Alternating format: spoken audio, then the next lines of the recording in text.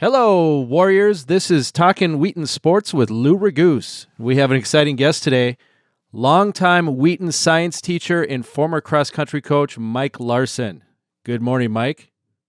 Good morning, Lou.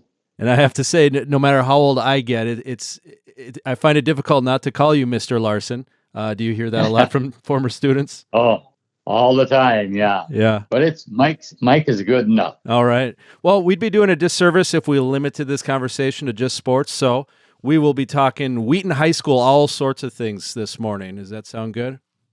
Sounds good. Why don't we start out with you telling us how you came to Wheaton? Well, in 1965, I student taught in Wheaton, and we came in after Christmas, and I taught for, I suppose it was about 6 weeks, and finished up, had a fun time, and enjoyed all the kids, and graduated that spring at UMM, and got a phone call from Betty Beal. And Betty Beal said to me, Mr. Richter, Darrell Richter was a man I student taught under. He had taken a job in Moorhead. So there was an opening. So I never really had to go look for a job because I signed up over the phone is how it happened. And so that's how I got there. No, I didn't say yes right away because, the school was really old. And in fact, they were attempting to sign bond issues about that time and build a new school.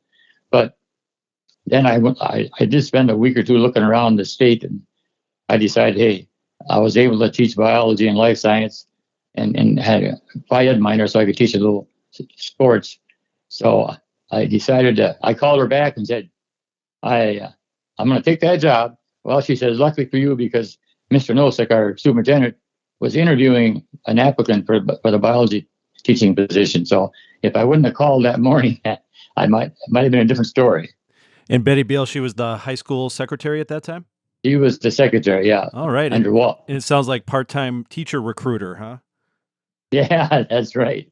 That's right. So, and you grew up in the region in the West Central Minnesota? I'm a Clinton Rocket. All right. So you were very familiar with Wheaton through sports and activities and stuff like that growing up. And actually, I had a couple of cousins and aunt and uncles living in Wheaton too. So we used to come up on holidays like the 4th of July and visit our relatives. So yeah, I had no idea then that I would be teaching school for 34 years here. So what year was it when you started? 1965. Okay. And you come into the old high school there, and what kind of classes are you teaching? Well, I got 2 biologies and 2 life science, and when I first started, and then the very first year that I came to, Jay Ross was a cross country coach, and he had just been a cross country coach for that year, and he had 3 sports, spring, winter, and fall. And he wanted to get out of one of his sports. And so when I came along, of course, I was a miler in high school, and so I loved distance running, and I had been running ever since high school. And so when he heard that I would be interested in cross country, he jumped up and resigned, which was a blessing for me because I love cross country. Distance running was something I really loved. Yeah. And what was participation like for high school kids back then in Wheaton? It was the first year was pretty skimpy. Yeah. In fact, they had a rule back in those years that if you went out for basketball, you had to go out for a fall sport. So a lot of the kids coming in, and then there weren't a lot. We probably had 10 kids the first team. They were not happy because they were forced to go out because if they didn't want to play football, and so at first the first year I had to teach them my ideas of how to run, because they were a little rebellious, but they were a little rebellious, several of them, because they didn't really want to be out there, but if they wanted to play basketball, they had to be out, So yeah. They've since changed that rule now, so that makes it a little bit easier. Now, back then, was it boys and girls cross country? No, it was just boys, and I suppose we barely had enough for a sport has 7 on a team, and the first 5 finishers, whatever place they finished, and counted as a team score, and the other 2 were supposed to beat out other towns and push them to higher numbers, So that's how it worked. Okay. And so how long were you involved with the cross country program? In 1980, we got a new superintendent in town, and she did her master's degree on downsizing schools. So I was downsized to 80% in the classroom and my 80% insurance. And we had just built a house out in the country, and we had 3 kids, and I wasn't sure we could afford to stay, But fortunately, that summer, the principals in the area got together, and it turned out that Herman did not have a biology teacher that year, and so when they heard that I was cut, then the principals got together and made a deal where for 8 years 10 years I drove between. I started out in Wheaton usually, and then at noon I drive to Herman and teaching both schools, which was it was great because I got to get to know a lot of really nice Herman students, but you felt like you weren't in either school, because you're only there half times, and I missed a lot of the kids in Wheaton because I taught 2 classes of life science, but it wasn't room for 2 classes, so we had to hire another life science teacher, and so we shared that teaching those classes. So I felt bad because I was missing a little bit in each school. Yeah. And then did that contribute to not doing cross country anymore? Yeah. So that's when I had to get, because I was ending up in Herman. It would take me a half an hour to get home. The runners would have to be on their own. So, and I was getting kind of burnt out too. So I was ready for a break. So I gave it up reluctantly, but because I enjoyed cross country. It was enjoyable sport to coach. Well, I don't want to forget to skip over this. So how did it change then where you went back to being full-time in Wheaton? That was just fun. The only problem was the way I got back was I have a Phi Ed minor, and so I couldn't teach Phi Ed. And Neil Johnson had been teaching all the 9th graders, the whole class, by himself, and he was tired of that. So I volunteered to take. I never taught Phi Ed at that point. I just used it for my coaching. But I agreed to come back. So for 3 years I taught 9th grade Phi Ed, and that was fun too. That was an experience. I tried to teach them how to play workup, and they refused to play workup. Workup when we were kids, that was a fun game, You just changed positions as somebody got out. Catcher became a batter, and the pitcher became a catcher, and it rotated, and so everybody got to play, So well, I can't imagine 9th graders refusing to do anything. yes, they did. In fact, go ahead. Oh yeah. Well, I was just going to say that when I came in there, before they just all got with their friends and played basketball or whatever. Well, I made teams out of all of them, taking the better athletes with the not as strong athletes and try to equalize the teams, and then they played each other, and we had tournaments all the time, and that was hard for them to take because the good players always played together back then. Mm-hmm. But we ended up splitting them up, and so it got to be fun to see who was going to win the basketball championships and all the variety of softball championships. Right. Well, just to go back to cross country for a couple of minutes here, what were some of your most memorable teams? You know what? The first year, I think we had like 8 or 9 runners is all. But I had my very best, and I shouldn't say because I didn't hardly coach them, but probably the best distance runner that Wheaton has had, and that was Doug Ladisaw. He was a senior that year, and he came second in the region against all the big schools. and when he was our first state participant, uh, and he could run forever. And yeah, I wish I had him around a few more years. Yeah. But we had some just great kids. We won the districts back in those years. It was District 21 and not subsection. And we did win the district in 1971 and 72 and in 73. And we would run against, we had not a lot of cross country teams at the time in District 21, but Benson and Morris and Breck were the tough teams because they were much bigger than us. And then Wheaton, Graceville was in there for a while. Beardsley was there for a little bit in Chicago, Alberta. But basically it was Benson, Morris, Breck, and us. So for us to beat those three schools 3 years in a row spoke about what the kind of talent we had. Yeah, that's pretty awesome. And then by those years, I have to imagine that the participation was a little higher too. Oh yeah. We got to have 20, 25 kids then. That was before the girls. Then the girls came in 1979. And I was a little nervous about that because I'd never coached girls before. And I thought, oh dear, well, this would be a big transition. It turns out it was not at all. The boys, I think the guys enjoyed the girls there, and I think the girls enjoyed the guys, so they got along really well, except for the very first year, the girls got new uniforms. And back in those days, they would never show the uniforms to the people. The ADs would just buy uniforms, and we got these white shorts with a big red Indian headband on the side, and then Wheaton cross country.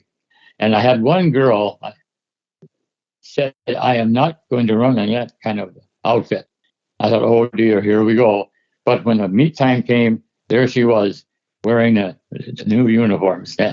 Not proudly, but she did wear them. I think her mom and dad probably set her straight on that.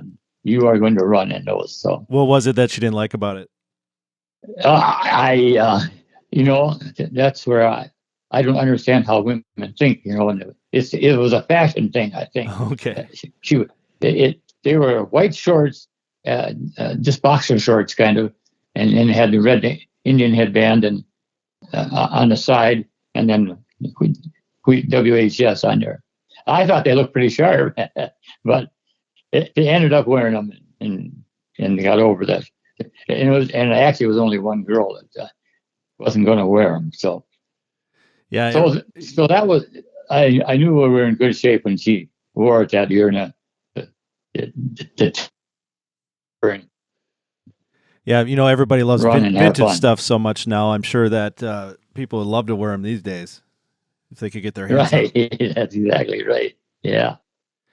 Now I could just run down some of the names here. Yeah, go ahead. Outstanding boys. I'm going to miss some of you, but Doug Ladisaw, Joel Ditterman, Ronnie Schmitz. Ronnie Schmitz went to the state for us too. Sean Doberstein, he was my last team I coached. He was determined to get to the state, and by golly, he ended up working hard all fall, and in the summer he ran in the summer, and by golly, he ended up going to the state. My final year with them. Bobby Nintel, Greg Peterson, Scott Stroot, Dan Vipond, Mark Doberstein, Craig Lixon, Artie Magnus, and Kim Moore. Those are some of the outstanding runners that performed for us. And now the girls started in '79, so I only worked with them, I think, 2 to 3 years. I retired in 81, I believe, was my last team. But there was Nancy Hankus, Nancy Schmidt, Lori Johnson, Neil's daughter, Kelly Klugman, Dana Holthusen, Mitch Klugman, Andrea Satter, Melanie Gim. Melanie Gim sent me a letter years later because I always told them running is fun, and they didn't always agree with me on that. And she sent me a letter and said that she was still running and that she appreciated the experience that she had with us. So I thought that was really neat. Yeah, that's awesome. Single and Becky Springler. Those are some of the main gals that came out. Why don't you repeat those last couple there? I kind of stepped on you.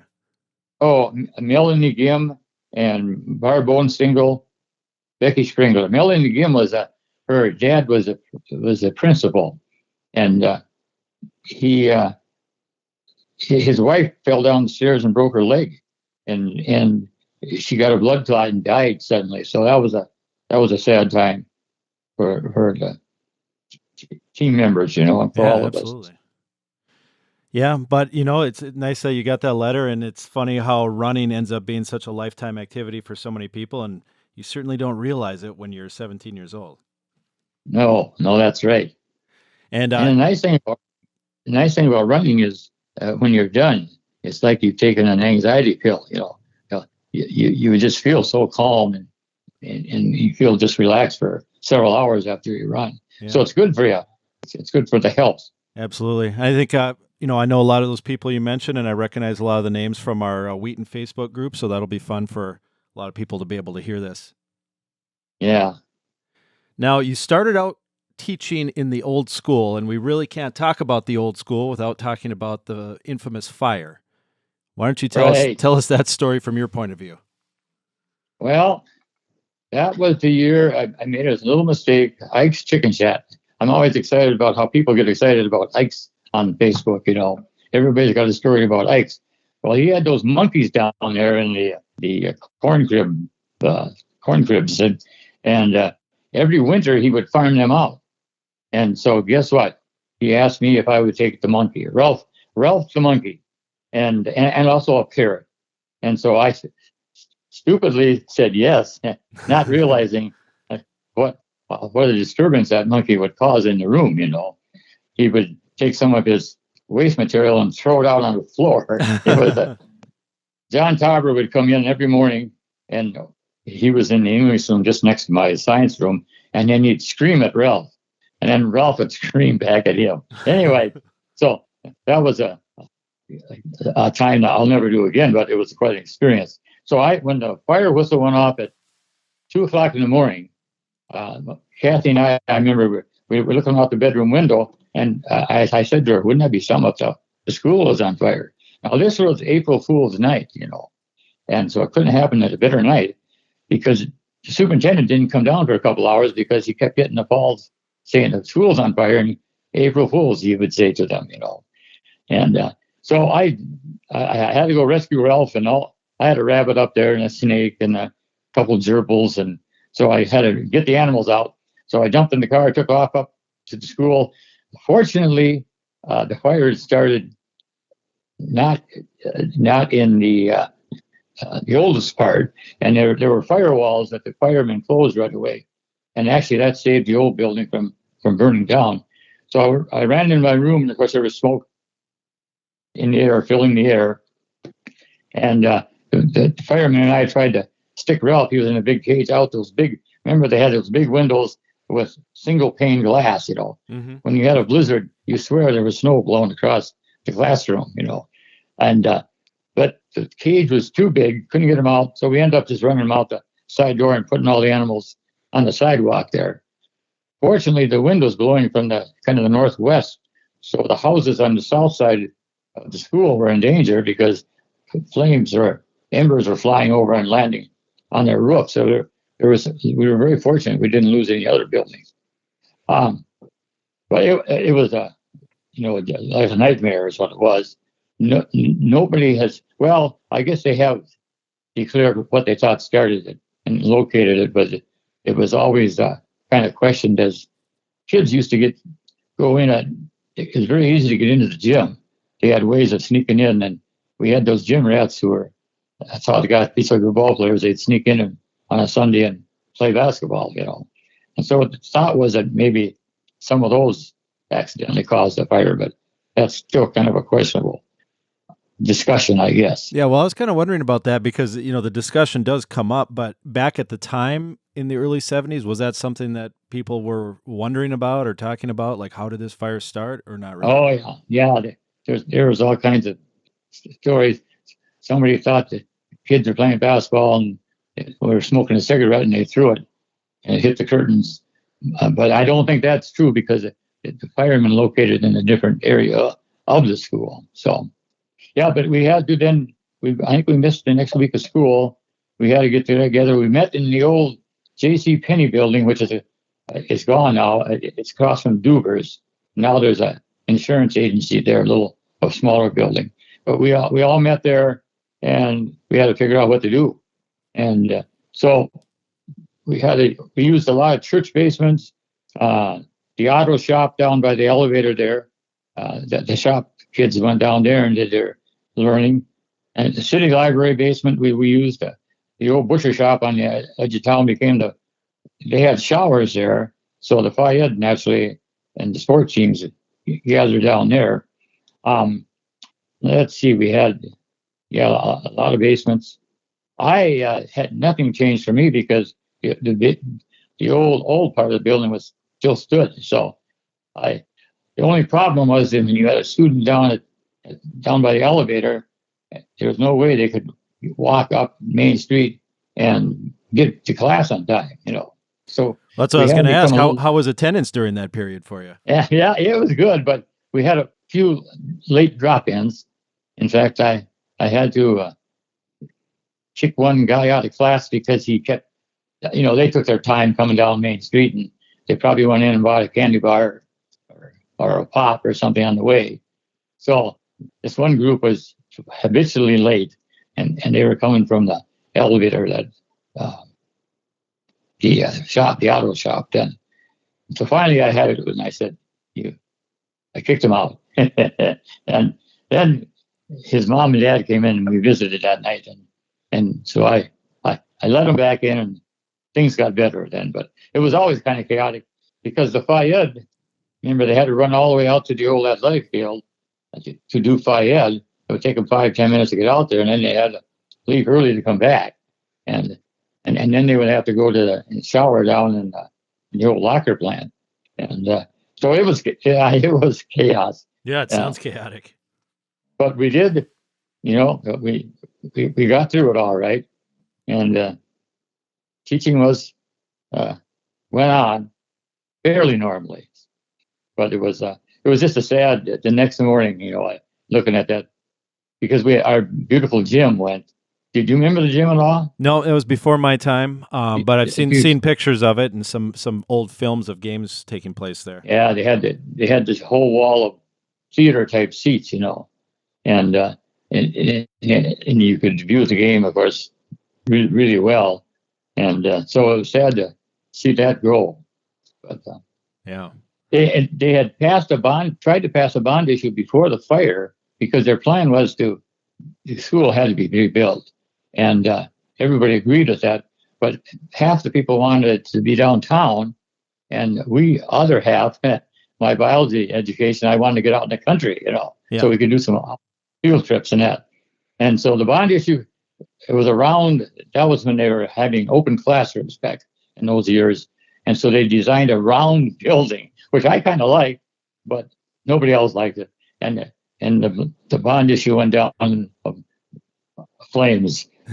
So it wasn't passed. So the round building, would the round building not have walls, or what was that concept like? Yeah. It would be separated kind of by big shelves, and it bombed, because our new school went with that concept too, but it wasn't round. But the classrooms had just high bookcases between the rooms, and you could hear the next teacher talking.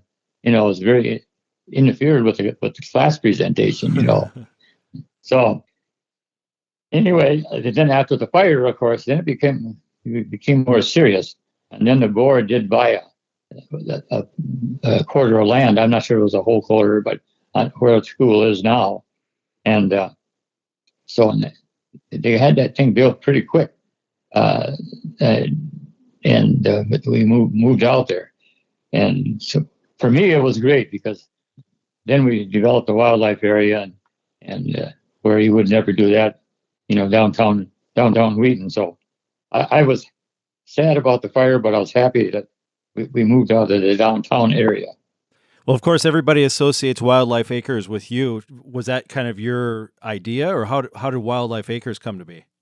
Well, when I was going to college at UMM, I remember hearing about Alexandria had a wildlife area. And I thought, what a neat idea. I see, I'm every biologist has their loves of different parts of biology, and I was an ecology person.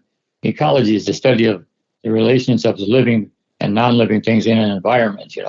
So I was built to have outdoor classroom, but it wasn't just me. I mentioned it to Frank, Mr. Coos, and it as though we both arrived at the same desire to have an outdoor classroom.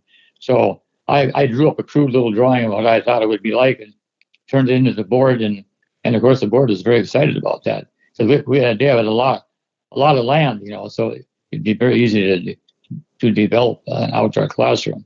So that's what we did do. We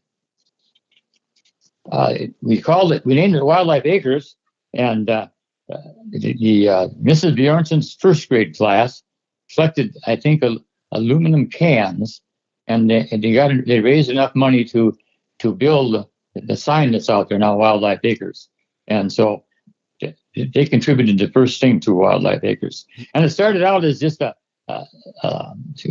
some trees, a variety of trees, and a little shallow pond, and we had a rock pile out there. We were trying to get all kinds of mini habitats and so we would send the kids out, and we'd try to see if there were different things living in different areas.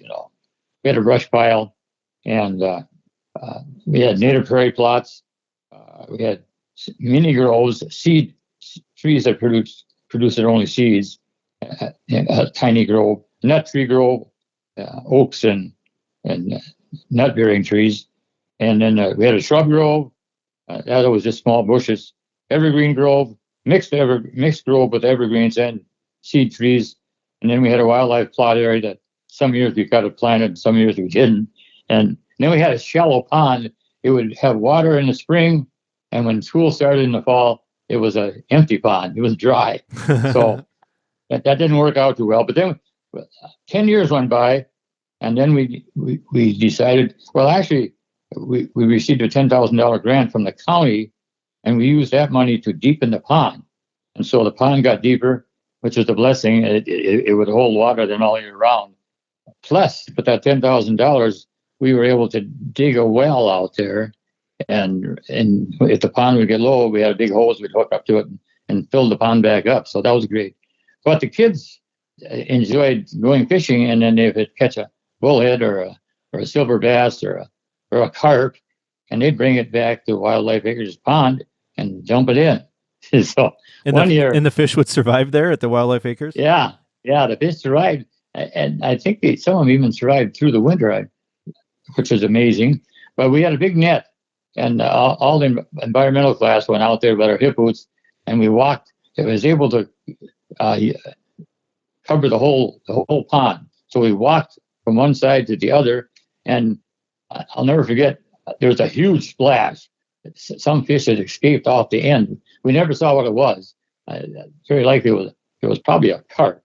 But they did survive for, and then of course it dried up again now. So it fills in the spring, but I don't believe we have any fish that are left there. You know? Well, I do remember the pond for sure. Was Wildlife Acres? Was it built right away when the new school opened up, or did it come later? 1973 is when we made a little drawing and sketch and gave it to the school board. So it started from that point. And we also, which is neat, we've got benches out there in the U-shaped form where the kids bring their notebooks out and they sit around. And I got the teacher's desk is up in front, so I had sort of a podium there that I spoke from. But just an example of when you get kids outdoors, there are always teachable moments that happen that would never happen in the classroom. And I was out there one time with seventh graders, and we were sitting on the tables, and we were studying biotic factors and abiotic factors. Now, that's not as complicated as it sounds. Biotic factors are the non-living parts of the environment. The living parts. So it'd be the animals, the plants, microorganisms. And the abiotic factors are like wind, temperature. Anyway, we were sitting here, and I said to the kids, can you anybody see an example of a relationship between a biotic factor and abiotic factor here. And the kids were just kind of looking around. And I looked up, and they're floating on the breeze. The breeze was a abiotic factor. It's not alive, but it's needed. And guess what was floating on the gentle breeze? There was a milkweed seed, and it was just floating along. I think I got more excited than the kids. I said, "Look at there, right above us!" And of course, yeah. So those kind of things happened all the time out there, Yeah, And that's awesome. I love them. Now, another thing that I associate with Wildlife Acres is your books, especially the initial books, The Children in the Outdoors? Right. Yeah.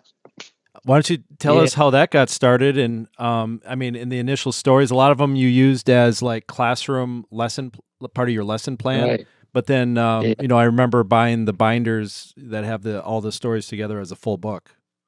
All right. I knew I wanted to be a writer when I was in sixth grade, and Mrs.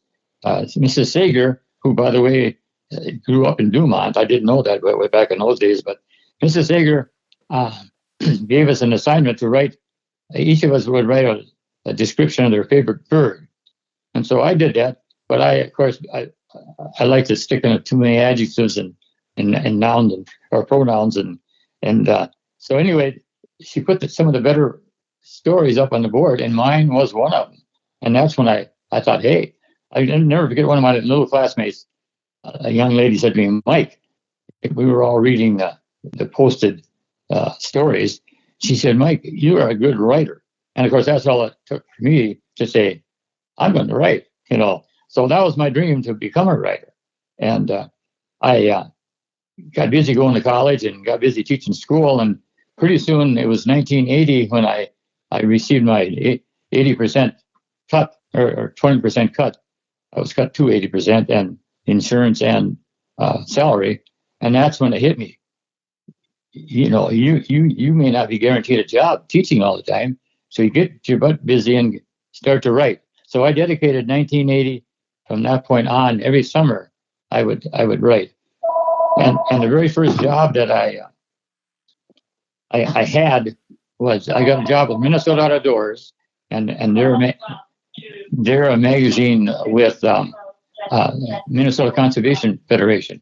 So what I did is I used our family. Steve, Jill, and Bonnie were our three kids, and I was the biology teacher, of course, and my wife was the housekeeper.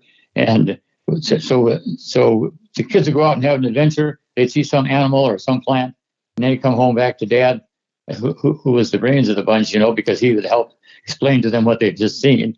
And later on, I worked Kathy in there too, because I was being kind of sexist there.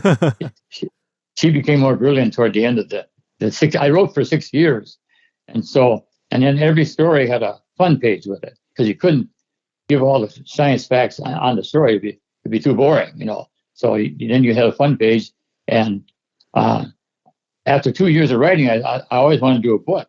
So I went over to the Gazette to Mr. Kramer, and he was very open to it. So he published all 3. I ended up producing 3: Children in the Outdoors, Volume 1, 2, and 3. And so every 2 years, I'd take my manuscripts over to the Gazette.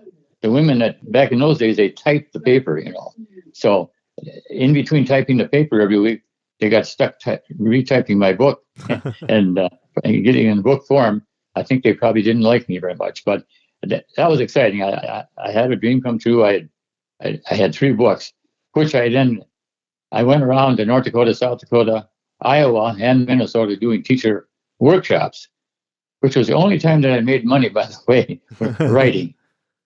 But they paid me very well to go to the schools, and I'd stay 2 days, and I'd use the books to encourage them to go outdoors and take the kids outdoors and have some experiences out there. So that was it. Then the internet had not been invented yet, but during the summer I had started writing some children's books and actually illustrating them myself, which turned out to be a bad idea, because when I finally did, then the internet came on, and some of print-on-demand books, you would have to pay for your own printing, but you could have books published and that would show up on Amazon, And of course I did that, and these are the names of the books here. Nature's Christmas Story was the very first one. That one was rejected 47 times before the internet. You take the manuscript, put it in a round manila folder, and put your return envelope in there. If they didn't like your story, they'd send it back. And I went through 47 rejections. But I never quit because I loved that story, and I wanted to have it become a book. So that was the first book I wrote then online. That's called Nature's Christmas Story. In fact, if you're interested, my website is authormichaeljlarson.com, all small case, and you can read about some of these books. But then I wrote the Easter Sparrows next. Now, the Easter Sparrows is in Ukraine right now.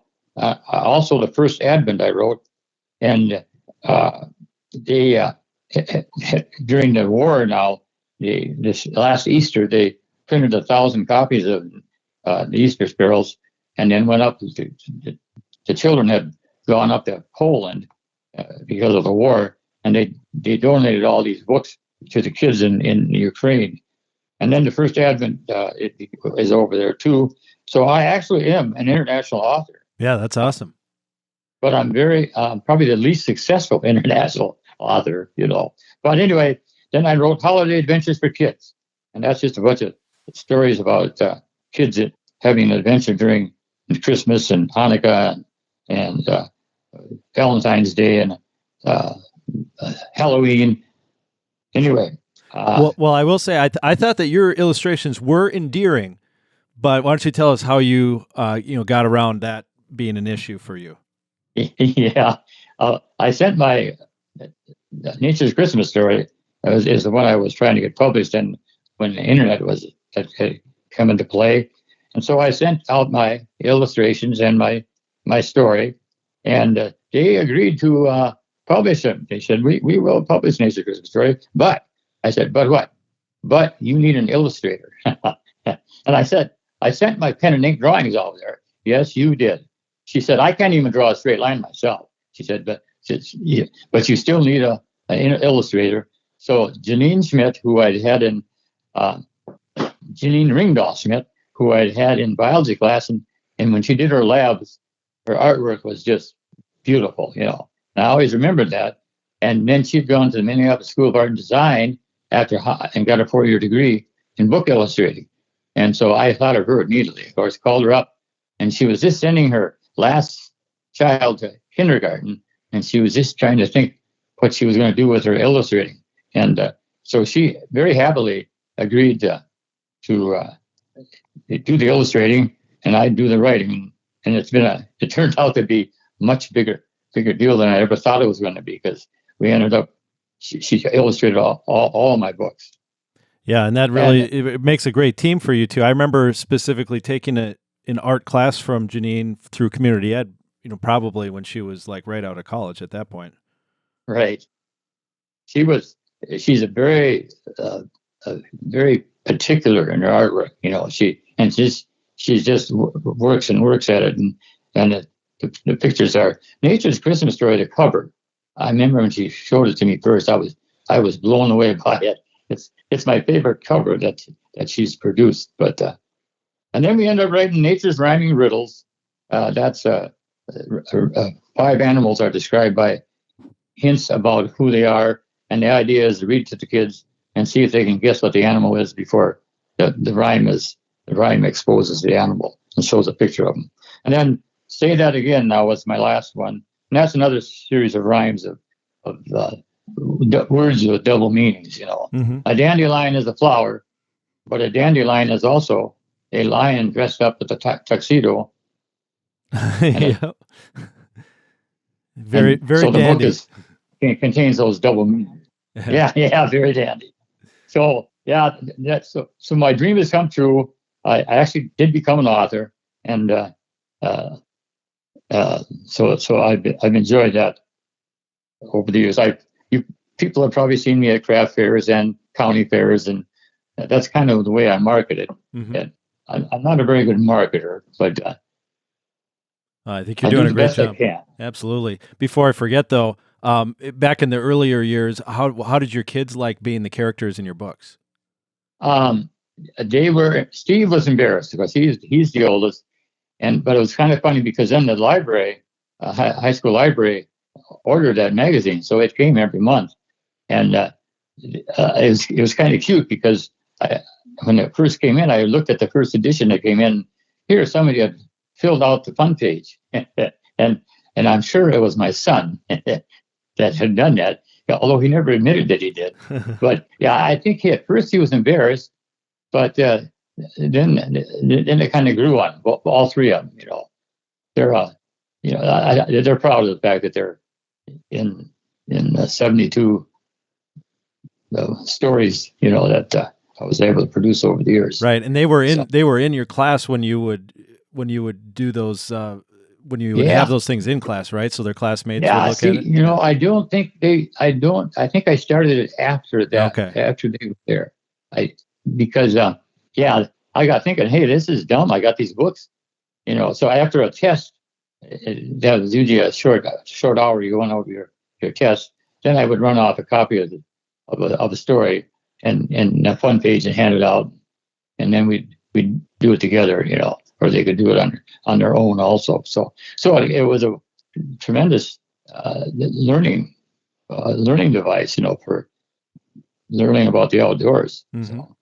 All right. Well, before we wrap up, why don't you, share when did you retire from teaching in Wheaton, and besides all the writing, what else have you been doing in retirement? Do you still live in the area? Right. We live out in the country yet, just out by the airport. I retired in 2001. I retired. I retired at January, but I ended up finishing out the year. So I was double dipping there for a few months. I got paid by the school, and I was also receiving my retirement. And so then I was all excited because now I was going to be able to really write, And so I worked for about 3 years writing all these books that I had written and illustrating them, of course, too. And then you find out when you retire, sometimes it's not what it's cracked up to be. You get kind of bored, Especially I'd been so active all those years.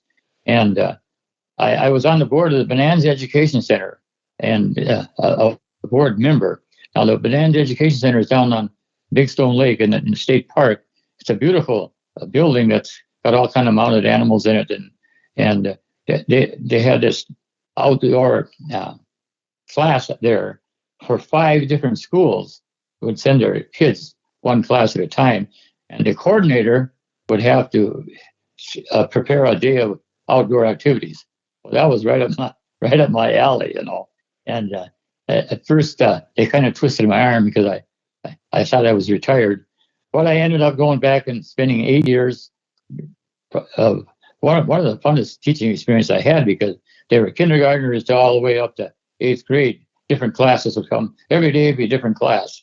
And each teacher would have a different thing they want to cover. So I got to be creative again. And they had 3 habitats came together there. Big Stone Lake, and then the Bass Oakwood Forest down along the lake. And up on the hills, it was all native prairie. So yeah, I was like a kid in a candy shop, We were romping all over the place, and I was developing activities. We tried out on the kids, and they all enjoyed it. I became Mr. Mike then. Yeah. And to this day, I run across somebody who says, "Hi, Mr. Mike," and they're 25 years old now, and they've changed a little bit since I saw them last. But that's always a joy when that happens, Yeah.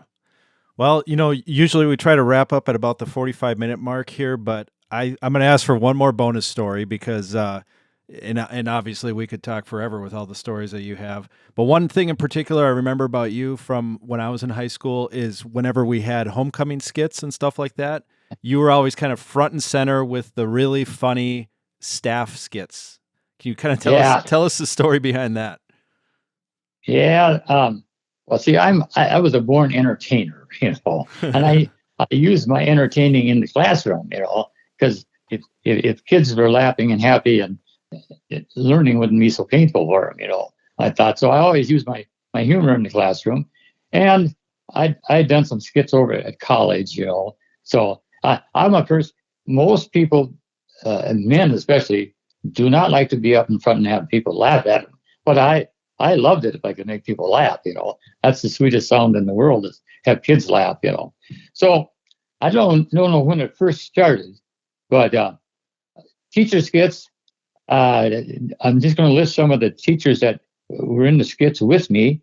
Connie Benson, of course, she and I at the very end were kind of carrying the skit thing every homecoming.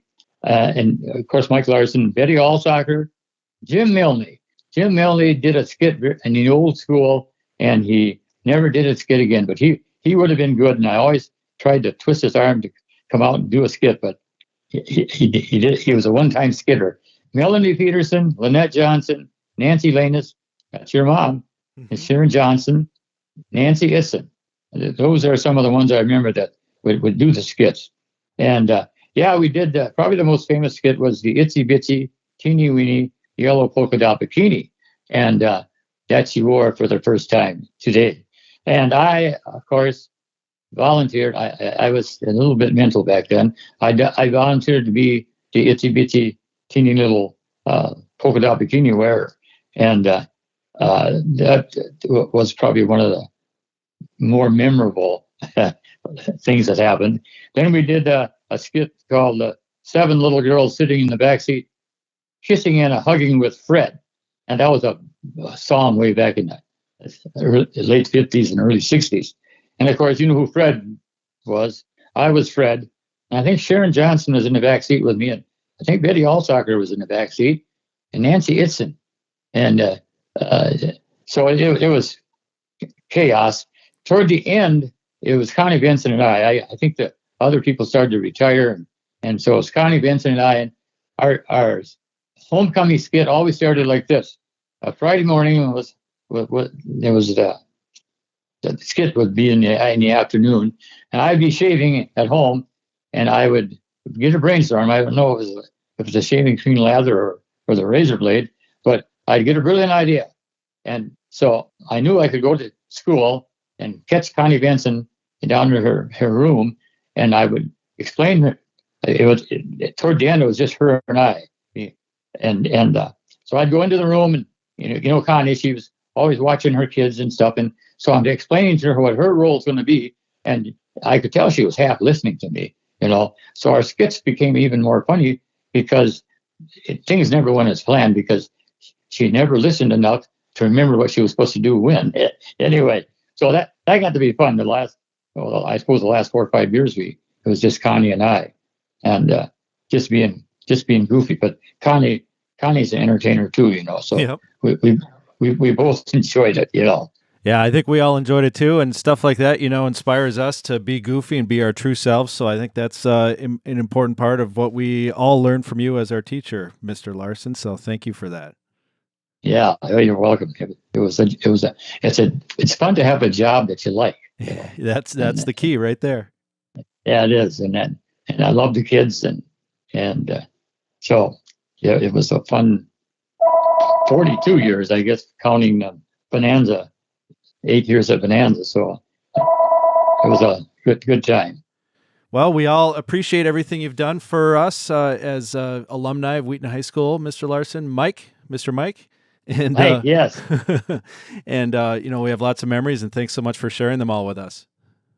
Yeah, you're welcome. One last thing I should mention: I was an announcer for many years. Oh yes, and Lou Ragoose was a fun one to announce. Absolutely, my favorite. If I enjoyed those. If we could have a recording of that and it plays every time I walk into a room, that would be awesome. Yeah, I meet people from different towns who recognize my voice, and wrestlers especially. They'd be out in the commons warming up, and they'd hear my booming voice come down the hall to tell them they're on deck now. And yeah, so it was a enjoyable time. Yep, just another great tidbit. And to the listeners out there, if anyone has a photo of Ralph the monkey in Mr. Larson's room, that's something that I'd like to see surface as well. All right, thanks so much, Mike, and thanks for listening to Talkin' Wheaton Sports with Lou Ragoose. Today, We talked a lot more than just sports, and it was a great episode, and we'll have more coming soon. Thank you very much.